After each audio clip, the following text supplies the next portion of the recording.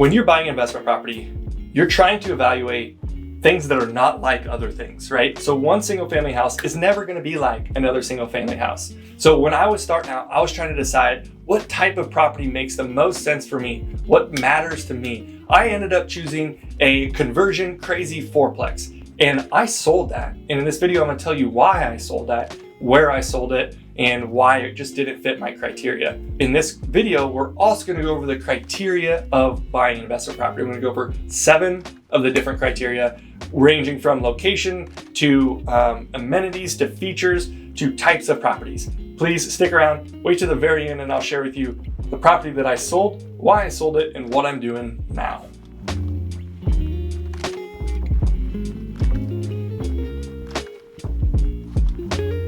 Okay, location.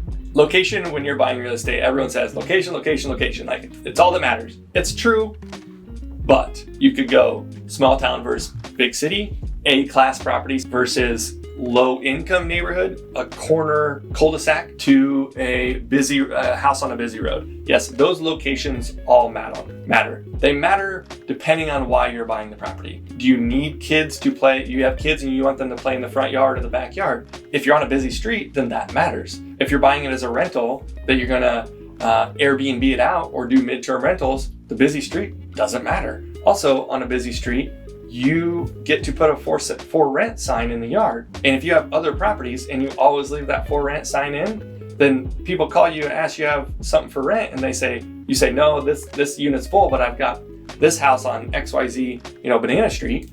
That's a great location. Other things like comparing location of A-class property to B, C, D-class properties, or D-class areas, I guess you could say. There's no formula for this.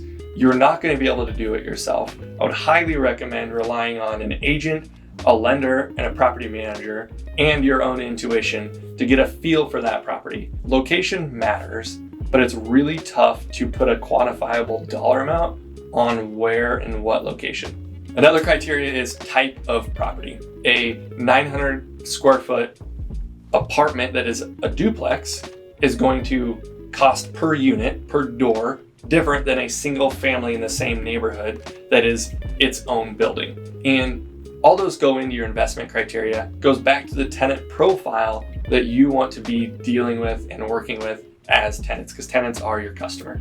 So that type of property, all of that is, it matters, but it's all relative to what your strategy and goals are. The criteria called economic or economics of an area is important. I would argue that it is, again, very subjective to the type of property that you're buying and the location that you're buying in. I'm going to speak on Des Moines just because I know it really well. The economy in Des Moines is like I would call it kind of a freight trainee. It's on a gradual slope. It doesn't have your highs of highs and really doesn't have your lows of lows. It's just Midwest status quo. In the 08, 9, 10 kind of downturn, real estate prices on average was about a 10% decrease in prices, and rent prices didn't go down. Rent prices are not going to go down even if your property value does go down. Des Moines has a low supply of B and under type properties, so B class and under type properties. So the economics behind buying in Des Moines, I think that they're very good. They're not the best ever. They're probably not the best in the United States, but they're also very insulated, and that's just kind of how Des Moines operates. Another criteria is condition of the property. As an investor, I'm going to pay more for a property that has a new furnace, new roof, new electrical, new plumbing. When you're cash flowing $100 a door and you have to replace a furnace, that takes away your cash flow for 2 or 3 years. Likewise, if you have a lot of deferred maintenance, this is pretty common in the landlord and rental world, is you have a landlord who's owned a property for a long, long time, and they have just skated by doing the bare minimums, getting low rent, and you're looking to buy that property. You need to calculate in what is that deferred maintenance, whether it's landscaping, whether it's tree care, whether it's repairing drywall or paint throughout the house. Like those are deferred maintenance items that you have to account for when you're buying a property. And I call those kind of second tier condition properties or repairs. Construction of the property is another criteria.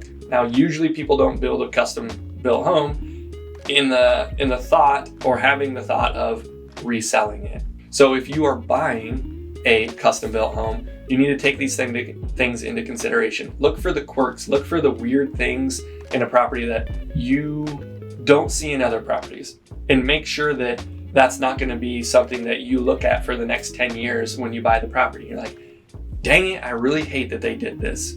There isn't a right or a wrong. There's just a dollar amount that it takes to bring to safety, bring to code. If you're going to do huge remodels, there's city inspections and things are going to come up a lot more on the 1900s house than they are the 1990s house. Another criteria that comes into play is features. Features on a single family to me, they kind of go into what is your desirable tenant? What is the tenant going to want? Are they going to want a fenced-in yard?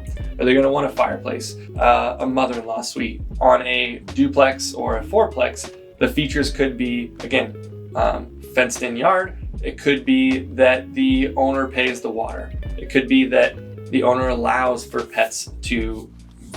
tenants to have pets at the property. Adding features, adding a fenced-in yard, it's going to be cost prohibitive, in my opinion, to add a fenced-in yard. Most tenants are not going to pay more than $100 a door to have a fenced-in yard versus not. If you add up what it costs to build a fence, that's probably 4 or 5 years of the tenant's additional pay to offset the cost of that fenced-in yard. And the last kind of criteria is amenities. Amenities, I would say, kind of fall more in the what does the neighborhood bring to that property. And you should be able to get a really good feel of this by talking to your real estate agent, talking to your lender, and then just going and walking the property and seeing the neighborhood and seeing what's going on there. Are there parks close? Are there schools close? Restaurants, bars, bus line, is that close to the property? So those would be kind of the amenities to think about or look for when you're buying an investment property.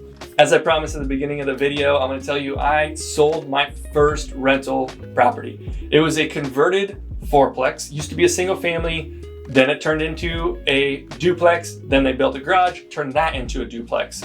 It was a fourplex, all connected by a breezeway. The reason I sold that was twofold. One, it was a 2-hour drive for me. And as I'm building my real estate agent business, me managing a property that's 2 hours away made no sense. Second, it was a conversion. It was quirky. It wasn't hard to get tenants, but it wasn't really easy. Cash flowed like crazy, which was the toughest reason to sell it, reason I didn't want to sell it. But yep, I ended up selling that.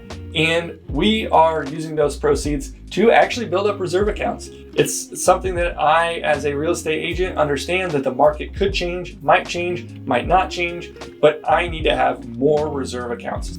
If any of this interests you, please click on the subscribe below. I send out an email on Fridays, gives you an update of just the market of Des Moines, investment properties, kind of investment advice. Absolutely click below and check that out. Subscribe to our email. It comes out every Friday. I will promise you'll like it. And if you don't, you just have to unsubscribe.